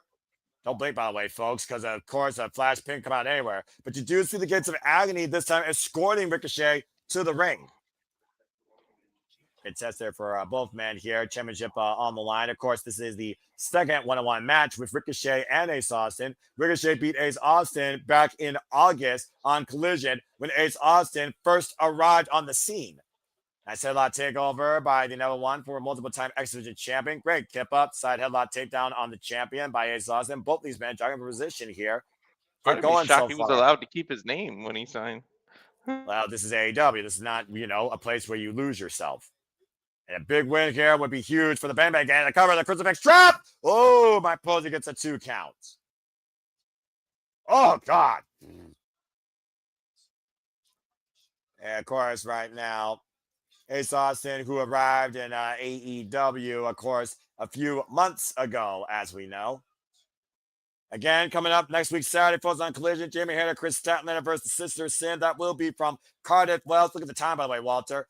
4:30 p.m. Eastern Standard Time next week, Saturday. So we are definitely covering that live. We have a back-to-back show coverage for you folks. Again, folks, that's 4:30 p.m. Eastern Standard Time, coast to coast live. Because of the time, huh? Yeah, they're halfway across the world. Now the Mighty Strong Credo cover on Ricochet as Austin gets that 2 count. Oh, wait, that's 1:30 for me. I'm good. Ace Austin first arrived, by the way, in AEW. For those that are wondering, back in August, already showing major frustration. Mm-hmm. Ricochet was Ace Austin's debut opponent. Why does he have the ring bell? Because he's frustrated and he wants to probably freaking put a nail in Ace Austin. Again, he can't use the ring bell. My pose, he's taking the ring bell from him. I know what he's doing. Walter, he's distracting. Yeah. Exactly. Freaking Ricochet will literally turn the match on a dime thanks to his outlaws that he has in his corner. And now Ricochet looking to fly to a seat on the outside, wiping out Ace Austin. You bald-headed bastard. And this match continues on AEW Collision as Ricochet demands that you watch and show him some love. Fuck the Philadelphia, fuck Ricochet, and fuck television. Dude, this is weird that it's skipping. I mean, don't get me wrong. I'm glad there's no commercials, but it's so weird that it's skipping. This does not. Right? This must only happen on replays, huh? I'm pretty sure it does. And right now, Ace Austin trying to get the better of Ricochet here as we are back on Collision again. This is awesome. As, of course, Ricochet right now falling up in the corner. Went for the drop kick and crashed and burned the turnbuckles. He went for like a single leg clothesline and missed it with his leg. Yeah, he's on again, crashed and burned. Look at the replay here, Walter. Oh, jeez. Oh, no. He went with both legs. Yeah, that was definitely a running drop kick. About to say, and right now, the head on the mat, rising knee strike here. Inside Russian leg sweep by Ace Austin. Click, boom. How long ago did Ace Austin sign with AEW? August. And again, Ricochet was his very first opponent. And you see, I of miss course, right now, Ace Austin getting the better of Ricochet in the corner, mounting the second rope and clubbing away the AEW National Champion, turning Ricochet back and forth with these lariats. TNA definitely misses him after long. Handstand, escape. Did he just And went block for the him? PK block. Yeah, he did. Ricochet trying to take a cheap shot again. And again, spring off the top rope. Nice flying cross body. Dude, this big dude is an idiot. How did you miss him? And Toleon has more muscle than brains, clearly. Pick up, powerbomb, sit out, cover, shoulders down, 2 count for Ace Austin. Woo! And so close to being crowned the new AEW National Champion, Walter. Like John Cena said about Brock, forgot to give me brain. And right now, Ace Austin might be looking to call his shot and make Ricochet bust. Looking for the foot. Ricochet goes to the corner. Ace Austin falling up the flying forearm. Up with the fireman's carry. Of course, we always talk about Ace Austin. Ace up his sleeve. Ricochet with a deep roll up. Gets a 2 count. Woo. Missed the knee. Did not miss that drop kick. Kicking down Ace Austin. Follow up. Standing. Shooting star. Cover to retain. Kick out at 2 by Ace Austin. I thought it was done there. That was great modified offense there by Ricochet, former king of the Indies, despite the fact you might not agree with his current behavior. I make fun of Ricochet, but you can't take his athleticism and credibility away. He knows what he's doing between the ropes. 22-year veteran of the game at 37 years of age, to your point, Walter, and might be looking to channel that spirit gun and demand a winning result. Whoa! Ace Austin able to avoid it. And now the attempted backslide. Test of strength here. Ace Austin, Ricochet, countering, up and over. Both these men drive position. Ace Austin hoisted up. Oh, inside crowd, Oh! Ooh, So close. He almost snuck that one. All it takes 3 seconds. Ricochet trying to hoist Ace Austin up. And again, Ace Austin hoisting Ricochet up to the top turnbuckle. Yo, after Mascara beat Claudio, anything can happen. We just saw Mascara Dorada beat Claudio Castagnoli, to your point. What? God, a superplex! Yeesh. You saw Ace in the back of his head, though, as he was framing his head after the collision. Champ down, though. Ace Austin needs to follow up. House of Cards, collapsing Ricochet, face first. Here's the cover. Shoot the half. Do we have a new champion? Oh, almost got it. Yo, he got the House of Cards fully, too. Man. Second ever one-on-one encounter with these two men. Also, again, in AEW. This time for the AEW National Championship, as Ace Austin shows his hand, looking for my Folsey in the way of the foe. Push him out the way. Went for the low blow. Ace Austin scouting it, though. Ricochet up and over. Lands on his feet. Oh, man. Spirit Gun connects short range. He just did a short-range Spirit Gun. Now go back and do it again. Hoisting him up. Vertigo. Cover. 2. That's it. He's got more than one way to win. 2 in a row for Ricochet as the AEW National Championship in the span of 48 hours. Gotta give it Ace Austin, though, commanding effort. That was a hell of a match. Fast and furious. Well, unfortunately, Ace Austin was looking for the fold, but he folded. He crapped out, or he busted. And of course, we'll see what's next for the AEW National Champion. Might see him defend that in Cardiff Wells for all we know. And it might not even be on AEW. It might even be in Rev Pro. And whoa, FTR? What the hell? Well, Ace Austin is part of the Bang Bang Gang, and you heard the Bang Bang Gang call out FTR earlier for a championship match in Cardiff Wells on Collision. Oh, I forgot he was part of the Bang Bang Gang. Here comes the Bang Bang Gang. Here comes the Bang Bang Gang right on cue. Austin Gunn, Juice Robinson, going to Morgan's up to a low blow. Down goes the Bang Bang Gang. Uh-oh. Oh, boy. They said they're going to touch those buttons. They win them. Whoops, swing and a miss. And the jabs, and the Bang Bang Gang lining up. The tag team champions. Left hand of God by Juice connects to Dax. They touched the titles. And the Bang Bang Gang on all cylinders here tonight. Guns up. Oh, Walter, look what was left in the ring. A title. I see 2 titles. Touch him. Touch him. Touch him. I don't know, man. That could be karma. You know, like the Stanley Cup, you don't touch the trophy before the fact. All right, the hell of it. Ace Austin raising it above his head. The Bang Bang Gang looking to make history in Cardiff Wells, beating FTR once again. This time for the AEW Tag Team Championships. Can they do it? Damn, we look caught that. Top guys might be down and out. Cowards came from behind, though. What'd you expect from these two men and that small Stoke? Coming up next, our main event here on this very fun episode of Collision. The Continental Classic continues with Blue League action as John Moxley goes one-on-one with the IWGP World Heavyweight Champion, Konosuke Takeshita. As we go to commercial break, fuck television. I can't wait till he gets to... Oh, Death Rider's music is on. And I'm immediately going to my feed right now to get to that point because, again, you do have a higher tier. I just realized that. I looked at the plans. I do not because I'm cheap. And, again, I'm simple. As I got How do you know what plan I got? I don't know, but I looked at the other plans. I'm like, oh, okay, so that one's just fully ad free. And to your point, that silhouette of the Death Rider that has led this army of killers, violent badasses on his own mission statement and merit. John Moxley, escorted and hyped up by Marina Shafir, heads into battle once again against the man he formerly beat when he was AEW World Champion.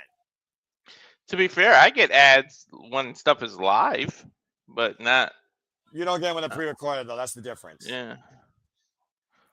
Let's keep in mind, Walter, John Moxley has a pinfall win over Konosuke Takeshita when he was formerly AEW World Champion at one time. But we've seen the growth of the Alpha and the unrelenting nature of the Death Rider.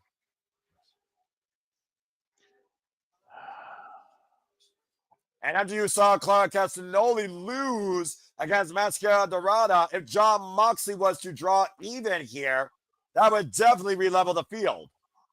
Mm-hmm. John Moxley has a chance to tie Claudio Castagnoli at the top of the block with 6 points. And so does Konosuke Takeshita. Either way, this could go to a draw, but I think someone's going to eat an L. Mm-hmm.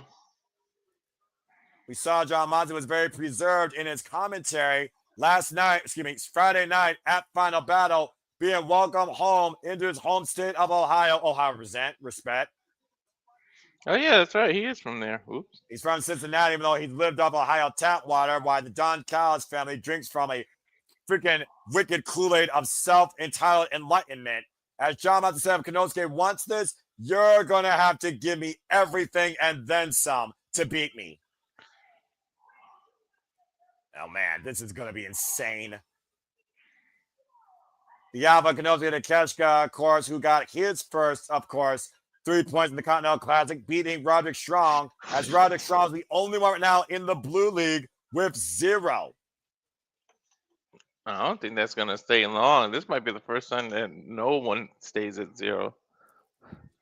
IWGP World Heavyweight Champion, by the way, Walter, who, again, no matter what the result of the Continental Classic, has defended that title January 4th at WrestleKingdom 20 against Yota Tsuji. Looking to unify the world of professional wrestling and show truly the power and the greatness of this sport. Oh. And again, folks, Continental Classic, there are no seconds at ringside. It is 20-minute time at 3 points for a win, 1 point for a draw. Everyone is banned. These are pure one-on-one contests. If anyone gets involved, they are basically fired from AEW. Referee for this contest is Bryce Rensburg, by the way. And of course, John Moxley also is a former IWGP World Heavyweight Champion, Walter. Oh, yeah. This is... Moxley might lose 2 in a row here. A lot of parallels here, to say the least. Takeshita, of course, to many people, considers himself one of the greatest champions to hold that title. And, of course, is in the same tournament as probably the greatest tournament wrestler ever, the modern era, Kazuchika Okada, even though the opposite blocks. And here we go, Walter. Buckle up. Mm-hmm. The first time these two men met, one-on-one, of course, Konosuke Takeshita and Jon Moxley, was literally all the way back when Jon Moxley, like I said, defended the AEW World Championship against him. Waistlock. We talk about again, Walter. We've seen Eddie Kingston come back from a 0-2 deficit. Do you think that could be the journey for Jon Moxley in this year's Continental Classic? Mm-hmm. It could be. Again, shout out to HBO Max and TNT, of course, for allowing us to cover this content here. First time these two men met was AEW Interim World Championship match in 2022. Jon Moxley won that night. Follow up in 2022, Jon Moxley beat Konosuke Takeshita by referee's decision. This is their fourth one-on-one encounter, and it is 3-0 for the Death Rider. There you see the leaderboard, of course, and the results of the Continental Classic scrolling across the bottom of your screen. Mascara Dorada being Claudio Castagnoli via pinfall, and Orange Cassidy being Roderick via pinfall. And this right now, our third match in the Blue League for tonight. Both these men are going into, Jon Moxley going into his third match, I think, or second match. And Konosuke Takeshita, you're tired. Konosuke Takeshita, of course, is going into his second match. Jon Moxley at 3, Konosuke at 3, but Konosuke has more matches left versus Jon Moxley here, Walter. Yeah. I'm not sure what Jon Moxley. I don't know who to pick, to be honest. I can't lie. I mean, I'm about to say it's kind of a pick 'em if you choose it again. If Jon Moxley loses this, he's in a no-lose situation just to maybe become runner-up. If Konosuke Takeshita wins, he also goes up on the block against Claudio Castagnoli, a match to come later. Both men will be tied at 6. Front face lock into the modified ankle pick here. Across the legs and a Koji clutch. And Jon Moxley has completely tied up Konosuke Takeshita here. Yep. You see more of a technical style out of Jon Moxley here in this tournament, particularly, despite the fact that Claudio Castagnoli and Jon Moxley got very physical in the striking game. Again, Konosuke Takeshita, 5-time KOD champion from DDT Pro. Jon Moxley, former G1 Climax participant. Konosuke won the G1 Climax this year. Dude, you want to get physical. Takeshita can get physical. Remember, he comes from New Japan, and as a former IGWP champion, Moxley, you should know that. Oh, God. Big boot and Konosuke Takeshita with the Irish whip. Of course, folks, the Continental Classic continues. Flying Takeshita lariat. After winners coming through Holiday Bash as we return to the Manhattan Center Hammerstein Ballroom for AEW Diamond on 34th Street before concluding this at World's End. Again, the top 2 scorers will compete in the semifinals to determine our finals all at World's End. There you see Jon Moxley maybe favoring that leg. Lauren Konosuke at false security. Now chopping the former never openweight champion. And you see Konosuke notice that vulnerability. Yeah, but did Moxley bait him or no? Ooh, he's ranking his ankle. You got to think Moxley's more motivated after losing to Claudio last week. Well, how about the fact that he lost to Kyle O'Reilly via tapping out? And again, the damage is still there on that leg, and Konosuke is exploiting it. Now, literally, wrapping the legs around the ring post, and it's slamming that ankle on the steel ring steps. Mm-hmm. Konosuke Takeshita not showing no remorse. He just sat on the security's chair. I mean, it's the only thing he could do at this point, Walter. He's literally hobbling at this point. And Konosuke right now just squaring off against Jon Moxley, now grabbing the leg. Swinging in the LED barricade. Ow! That shit ain't soft. Say Jon Moxley trying to walk this one off, and Konosuke's giving him no breathing room. Wow. Takeshita sending Jon Moxley back inside the ring. Dude, that ankle's got to be shattered. Jon Moxley can't even get up to his feet. Jon Moxley can't even get up to his feet. No, he can't. We talked about before, Walter, this is not a sprint. This is a marathon. This is an endurance. You have to go the distance, but you can ill afford injury at any time. Modified dragon screw leg whip, ankle pick, and Jon Moxley again might have had all 3 ligaments torn out of his leg. Is the Death Rider on his deathbed in this year's Continental Classic? Stay tuned. Fuck television. As I fast forward to get back to AEW Collision for our main event. I am fucking loving this. Again, folks, we will be back here next Saturday prior to Saturday night's main event. covering Winter is Coming AEW Collision in the continuation of the Continental Classic. I'm sorry, that was funny as shit. Takeshita just lightly kicked him right in the ankle. A sidestep there. And Konosuke. Oh, to your point. You figure about lightly, though, how that much that still stinged against John Moxley. Now driving his boot up against the ankle here of John Moxley in the corner. That shit was funny. I don't know what it was that made me laugh. It's the way he did it. Oh! Well, that forearm wasn't funny. That forearm was a big fuck you. I am not weak, bitch. And I've had your number 3 times over. Again, John Moxley's beat Konosuke 3 times previously. Konosuke has yet to beat John Moxley. Oh. Well, there's any time to break that streak is now, right? And keep in mind, if John Moxley beats Konosuke, that might put him in the line for an IWGP Heavyweight Championship match. Oh, third stop on the apron. Konosuke treatment face first. Holy hell. Now Konosuke seeing stars, and Konosuke right now on the outside. Look at the replay here, Walter. Ooh.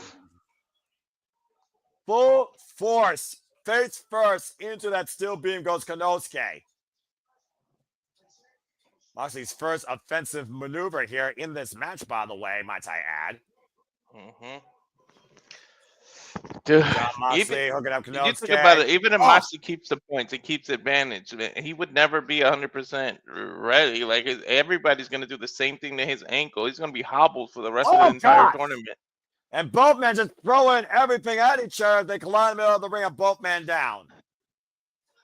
How bad do both these men want this? To your point, though, Walter, how much does John Moxley need this? Look at this. Both men just threw themselves at each other. Evil minds think alike. The most physical people wrestling here in the Continental Classic. We're the strongest wrestle. And again, there you see the standings across the bottom of your screen. Claudio Castagnoli leads the fray at 6. Both John Moxley and Takeshita have a chance to tie Claudio Castagnoli at the top of the block. We're at the halfway point here, Walter. We only got 10 minutes left. Remember, if it goes to 20 minutes, it will end in a draw, and both men receive 1.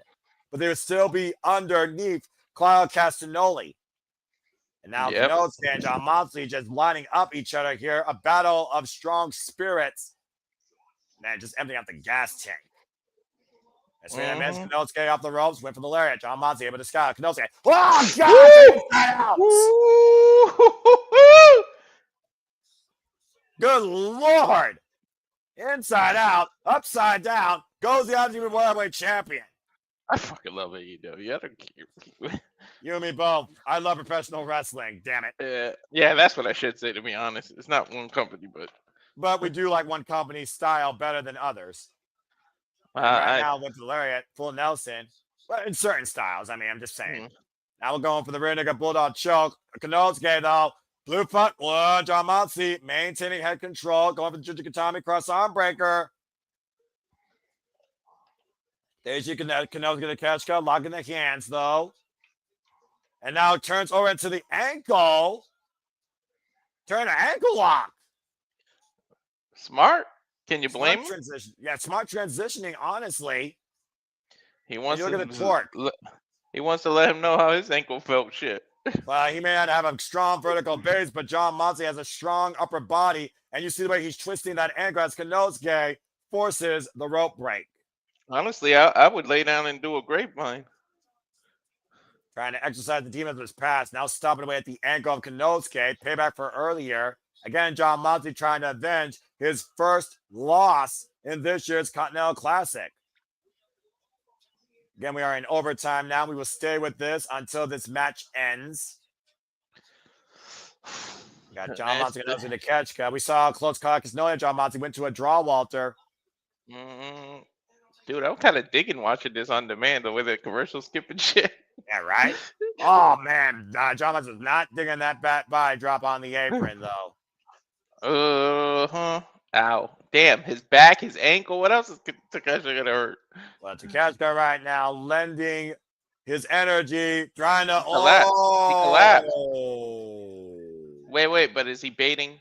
Is he baiting Moxley, or is he really... I don't know, but John Moxley just saw a vulnerability in his opponent. Oh! He baited him!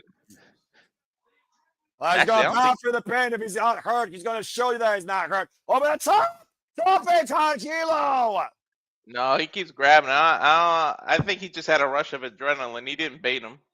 Adrenaline makes men do crazy things, Walter. There's a reason why Konosuke Takeshita was able to overrule Evo and win the year's G1 Climax and go forward to beat Sexyman Jr. for the IWGP World Heavyweight title. Takeshita literally looking at what's motivating him here right now in AEW, and that is Okada's prize, the Continental Championship. And the table just collapsed. He collapsed the table. That was weird. I am the table. Botch.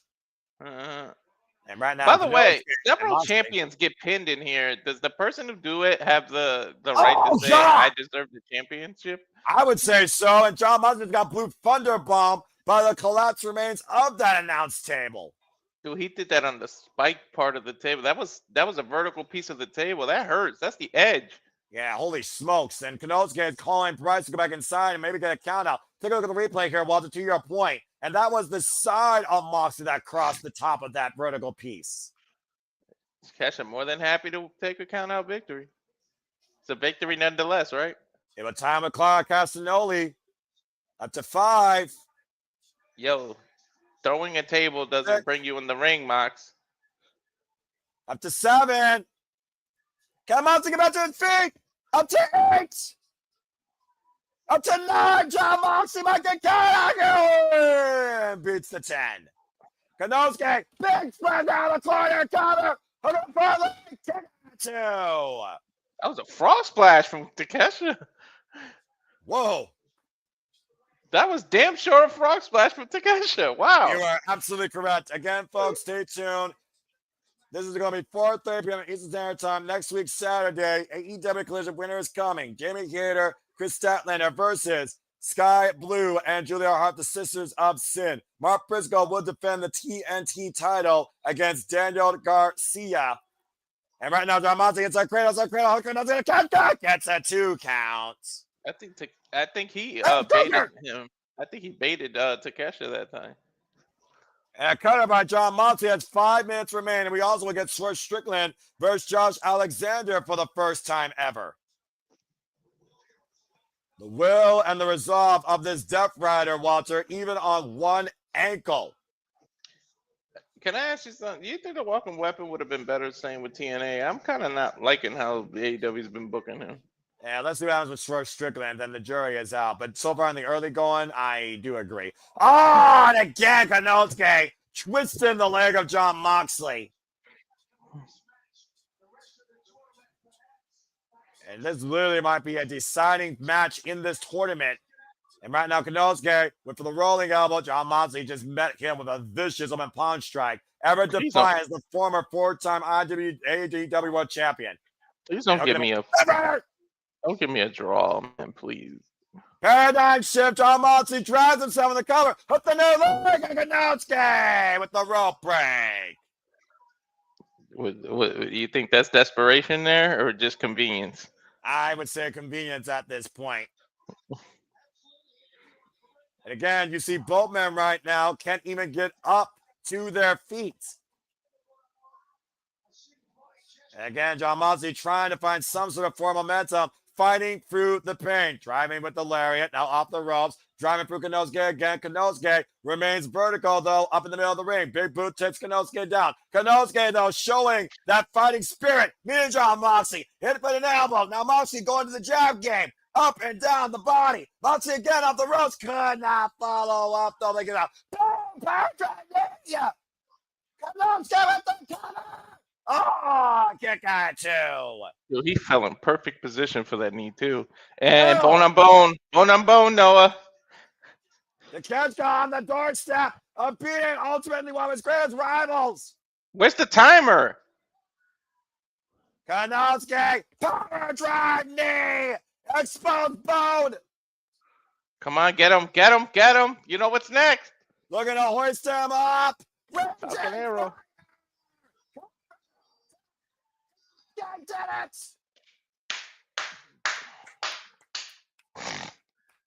I love that Falcon Arrow that he does. You have just saw Konosuke Takeshita beat Jon Moxley in the span of 17 and a half minutes, tying himself at the top of the block with Claudio Castagnoli at 6, while Moxley remains at 3.